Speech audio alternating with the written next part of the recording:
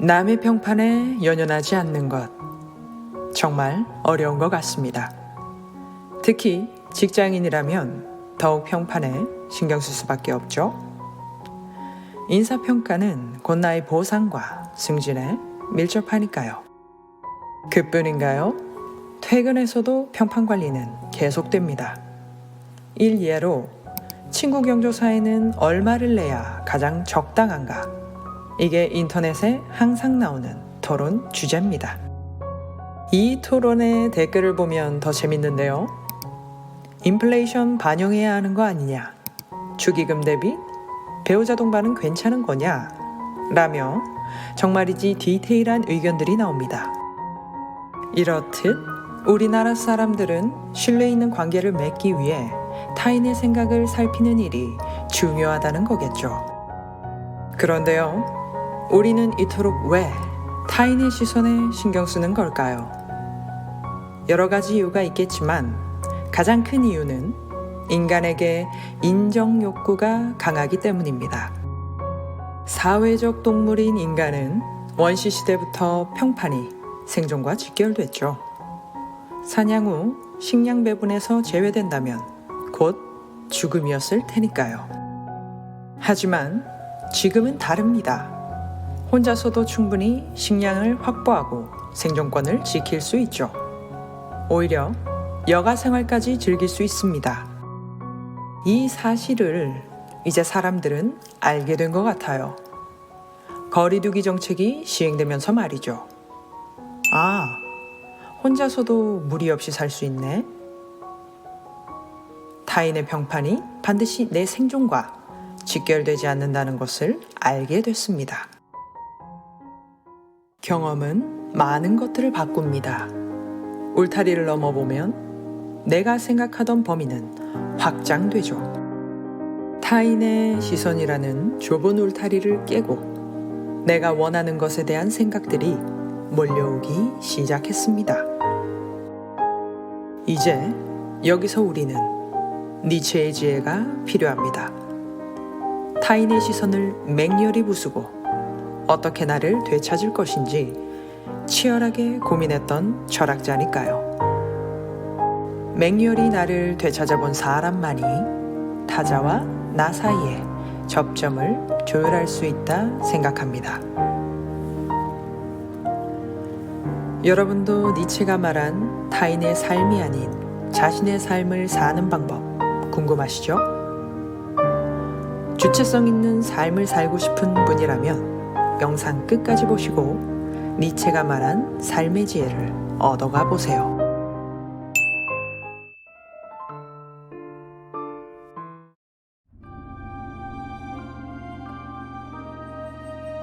나는 이제 너희들에게 정신의 세 단계 변화에 대해 이야기하려 한다. 정신이 어떻게 낙타가 되고 낙타가 사자가 되며 사자가 마침내 어린아이가 되는가를. 정신은 먼저 가득 짐을 실은 채 사막을 달리는 낙타가 된다.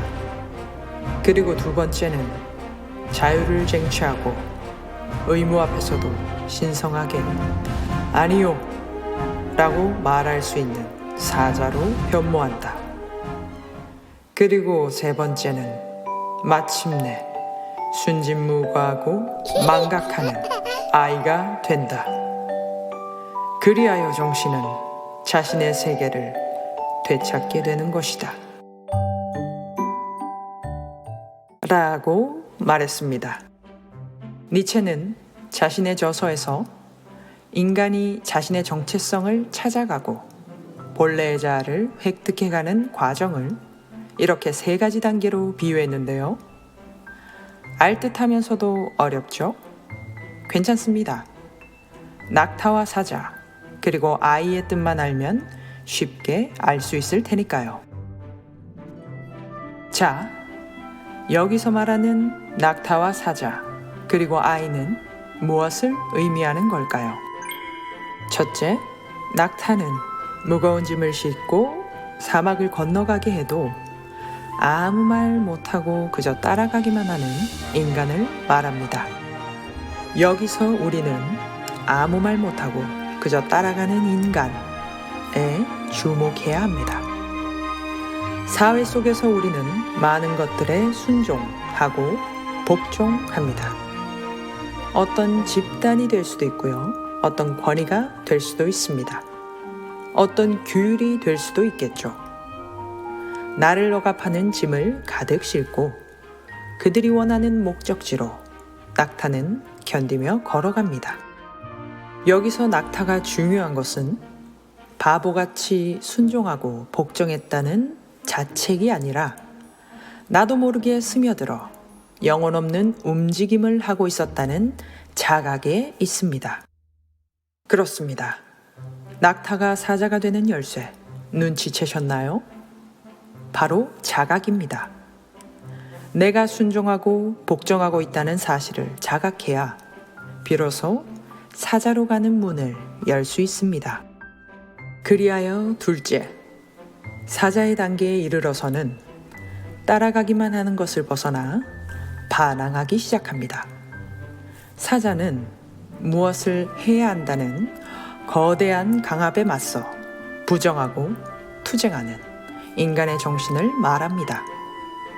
사자가 되었을 때 조심해야 할 것은 모든 것을 부정하고 투쟁하라는 이야기가 아닙니다. 내가 나아가고자 하는 자유정신을 억압하는 것들로부터 부정하고 투쟁하는 것입니다. 배고픔이라는 억압 앞에서 사자는 배고픔을 채울 만큼만 사냥하는 것처럼요. 자, 이제 사자는 치열한 생존의 밀림에서 투쟁하여 자유를 쟁취합니다. 하지만 사자는 반항만 할 뿐이어서 그것의 고통과 허무함을 느낄 뿐 그것을 긍정하지는 못합니다.